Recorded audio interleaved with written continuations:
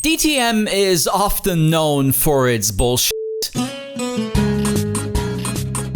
We could talk about Ekström Watergate, Timo Schieb ihn raus, or Michael Schumacher costing Johnny Cecotto the 1990 Drivers' Championship. While there's a plethora of stories one could tell today, I'd like to take you back to the year 2007.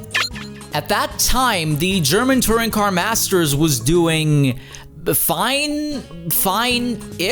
Legends a la Mika Häkkinen were battling with DTM veterans like Bernd Schneider, or young guns in the vein of Gary Paffett, Matthias Ekström, Timo Scheider, Bruno Spengler, Jamie Green, a star-studded group of drivers ready to fight for the Masters crown. Prototype cars with silhouette body shapes were the name of the game, an identity long gone from DTM nowadays. Beautifully vicious monsters fulfilling the dreams of petrolheads all across Europe. On the flip side, DTM at this stage of technological development had lost one of its three original manufacturers. Where the series had come back with Mercedes, Audi, and Opel in 2000, the field whittled down to just these two brands in 2006. The majority of drivers out on track couldn't live up to the superstar status of the aforementioned A-listers. Their fate was to fill the field as a supporting cast with outdated machinery. And even so, if either one of DTM's remaining OEMs decided to pull the plug for whatever reason, the series would go under in an instant. Not a particularly pleasant thought for management, but hey,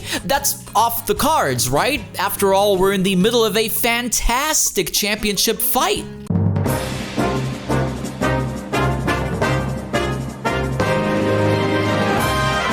Mercedes were neck and neck in terms of performance that year. Ingolstadt was to support Martin Tomczyk and Matthias Ekström as their superstar duo, where Mercedes was to back Bruno Spengler on his quest for a title. Throughout the season, these three had emerged as the main contenders, and with 2 rounds to go, a small mistake could turn the tide in this triple threat match. Matthias Ekström led the series with 44 points, Tomczyk sat on 40 points in P2, where Bruno Spengler had accumulated 34 points. The maximum any of them could achieve per weekend was 10 points. Of course, both camps were to look at their roster of ready-to-go DTM titans and field fillers to consider strategic options for both events. Utilizing teammates to support the main contenders is an old tradition in touring car racing. Neither Mercedes nor Audi are seen to be acting squeamishly when it comes to the bare-knuckle fighting of the Rennsport, that is DTM. At Zandvoort, Ekström, Tomczyk, and Spengler were already up in each other's business, with Red Bull's chosen Saints securing valuable championship points at the expense of Bruno's door. Alexandre Premat proved to be a loyal teammate as well when gifting Tomczyk his first win of the season right before the finish. Bernd Schneider and Tom Christensen were also beaten and banging BTCC style, with Mr. DTM getting the last laugh. That said, Barcelona was to serve as another highlight, or lowlight, depending on your perspective.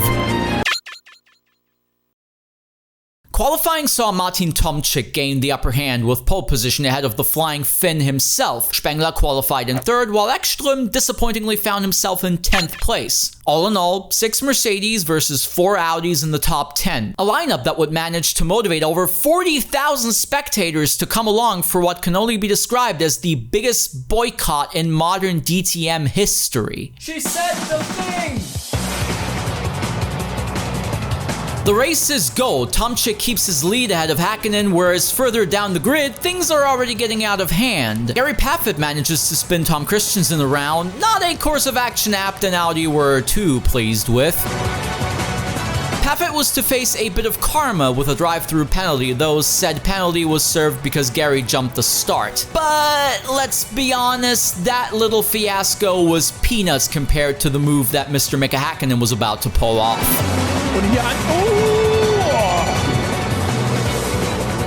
To quote the iconic Murray Walker, and it's happened immediately. Mika dive bombs his way past Tomczyk, bumps into the championship contender, the Red Bull Audi connoisseur, tumbling down the order as a result. He was able to continue for a couple of laps until his water cooler went the way of the dodo bird. Häkkinen's day was done and dusted as well. If a two-time F1 world champion can make such a mistake, I don't really understand the world anymore.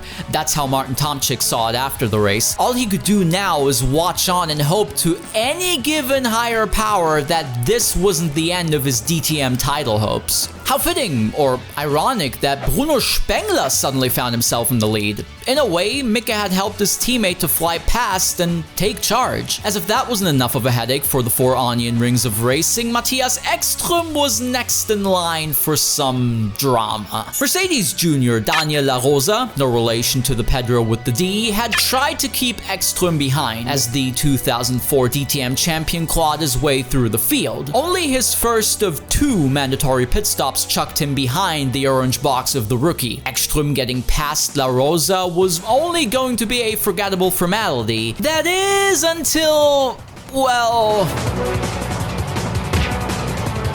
Danny Boy bounced off of Matthias' Audi A4 with both ending up in a gravel trap. The championship leader was out of the race. 3 collisions, 2 championship contenders gone, about 43 laps to go. But wait! There's more! Spengler was about to retake the lead after most people had cycled through one of their 2 pit stops. As if we hadn't had enough cinema for one day, he had to serve a drive-through penalty for speeding under yellow. Ironically, said infringement occurred when La Rosa and Ekström had collided on lap 13. Ouch.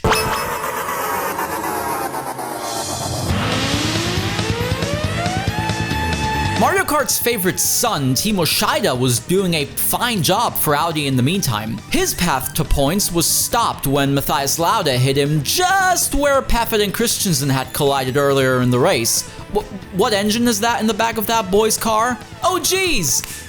It's a Mercedes! The Quattro of Audi retirements had been completed, but wait!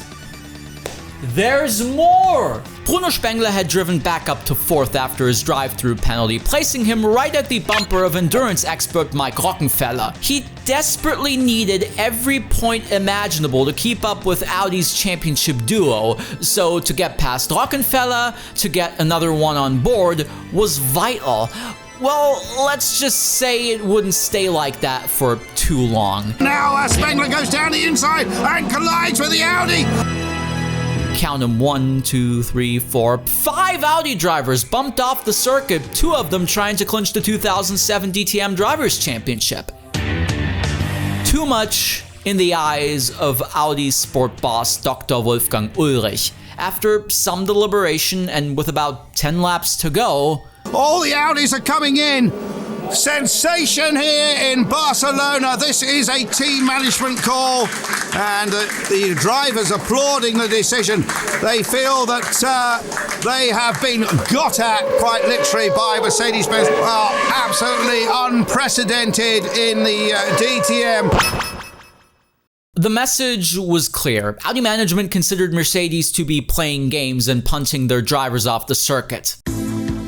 Ulrich's decision was not only approved by team bosses such as Hans-Jürgen Abt, it was allegedly discussed with and supported by the then CEO of Volkswagen, Martin Winterkorn. Wonder what happened to him. Jamie Green raced flawlessly to claim the victory. Bruno Spengler managed to wrangle himself into P2, with future Sky Sports pundit Paul di Resta rounding up an all-Mercedes podium. The championship table read Ekström 44, Spengler 42, Tomczyk 40, but that wasn't the headline story on Monday morning. Now, some of you, the DTM nerds amongst the crowd, will be reminded of when Audi had boycotted DTM back in 1992. However, where Audi was to quit that year's championship mid-season, they decided to quit the race in protest of what they perceived to be deliberate Mercedes shenanigans. Rupert Stadler, chairman of the board at Audi, would later be quoted saying, "What happened out on the track today was simply unacceptable. This is probably the worst scenario imaginable for the management structure of a racing series. One of your two main competitors just decided to boycott the second to last race of the championship on live television in front of paying customers. To ease the tension compared to 1992, Stadler would declare that Audi did not want to quit DTM outright. "We will be racing in Hockenheim. We want to win the championship after all," he'd say. "It's our intent to compete in DTM in 2008. Of course, DTM boss Hans-Werner Aufrecht was not too pleased with Audi's behavior. That's not how you go about things. This stuff ruins the sport. Fun fact, Hans-Werner Aufrecht just so happens to be the man behind projects like, I don't know, AMG. In fact, he, together with Erhard Melcher, had founded the tuning company in 1967. Yet, his beloved Mercedes wasn't to get away scot-free with the aforementioned collisions. Häkkinen had to pay €22,000 for his tat-a-tat with Tomczyk, as well as leaving the track in a manner that wasn't in line with the rules. Add to that a 10-place grip penalty for the season finale, and the Flying Finn was fuming. If rumor and innuendo happened to be true, this entire debacle led to Makeup calling it quits at the end of the season. It was, according to motorsportmagazin.com, the most severe penalty in the history of the Masters until that point in time. La Rosa, on the other hand, was to pay a pesky €10,000. How nice of them.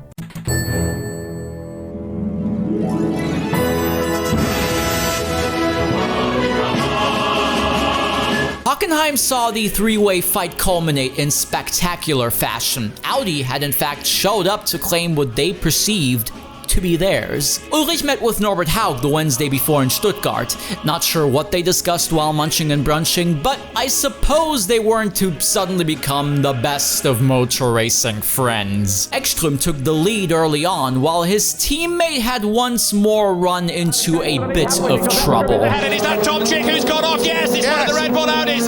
That's going to radically change the way the championship could shake up. That was Tomczyk's hopes crushed for another year. What's left is a race-long duel between Spengler and Ekström. If either one of them wins the race, they are the 2007 DTM champion. Jamie Green passed Ekström for P1, while Spengler had already done his first pit stop. This meant that while Ekström was protected by Audi teammate Timo Scheider in second, Spengler needed to weave his way past Audi backmarkers like Alexandre Prémat or Markus Winkelhock. Ekström came out of the pits ahead of Mercedes' only championship hope with 16 laps to go.